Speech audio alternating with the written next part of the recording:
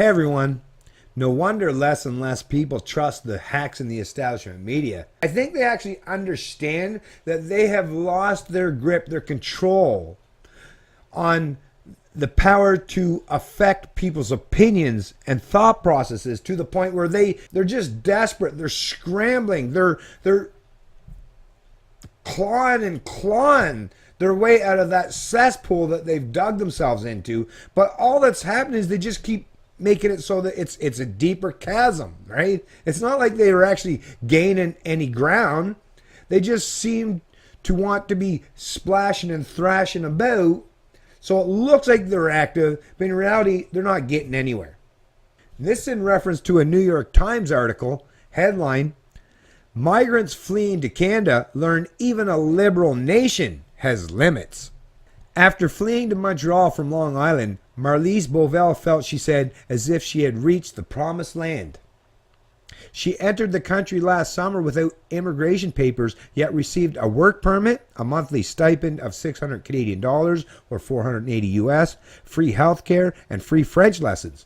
The weather has become bone cold chilly, but her Canadian neighbors are warm. Though it is not clear that she will be able to stay, she is hunkering down, adamant that limbo in Canada is better than returning to Haiti, where she fears that the family of her dead husband will kill her. I can't go back to Haiti, says Mrs. Beauvais, a caregiver from Ons Avo, Haiti, who was visiting a Haitian community center here the other day. So when Trump says remarks like these shithole countries, apparently this woman don't want to go back to that fucking shithole country either. And, it's not because of the fucking ground or the soil, right? It's because of the fucking people. And this is in reflection to the fact that apparently there's people in that country that she can't stand, to the point that she'd rather deal with the super cold fucking climate of Canada and being stuck in limbo than live in that country. So I'm pretty sure she'd be saying, hey, I don't want to go back to that shithole either. Well, she might use a little different language, but it's completely in line with what Trump is suggesting, right? But if Trump even so much as suggests that, hey, why the fuck are all these people wanting to come to this country? They must be fucking shithole countries. Think about it. Would you leave your place of fucking origin to go to some foreign country? Well, if you would and you would never go back there, chances are you're probably not a big fan of your fucking country of origin, huh? Probably chances are if someone called it a piece of shit hellhole, you'd probably agree with them. But the media, these fucking elitist piece of shit leftards, they want to put on or propagate some message or rhetoric that's, oh, Trump, you're being so needlessly unfair to these countries. No. These people would fucking be back in their countries if it was so fucking great. They wouldn't be in Canada or the US or desperately trying to cross borders illegally if their country of origin was just that fucking amazing or was above derision.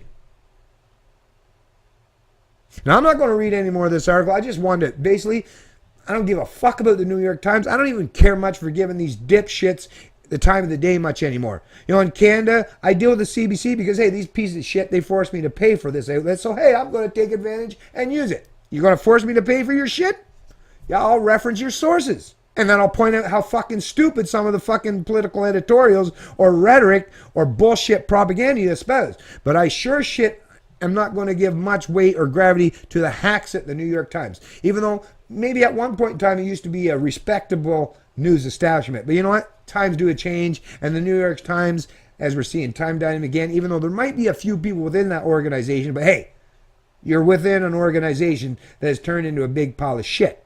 So yeah, you're probably going to get that stain or that smell. It's going to rub off on you in some stage. Maybe you want to go elsewhere. If you want to hold yourself to really higher standards, well, you don't want to do it in the New York Times these days, right? But come on. These people, this is someone that doesn't even want to go back to their country of origin. They'd rather, live off the productive wealth and income of complete fucking strangers than live in their country of origin. What does that tell you? Sounds like a lot of these countries where these people come from sounds a whole lot like they're pretty big shitholes, right? It's Canadian Libertarian, and I love liberty.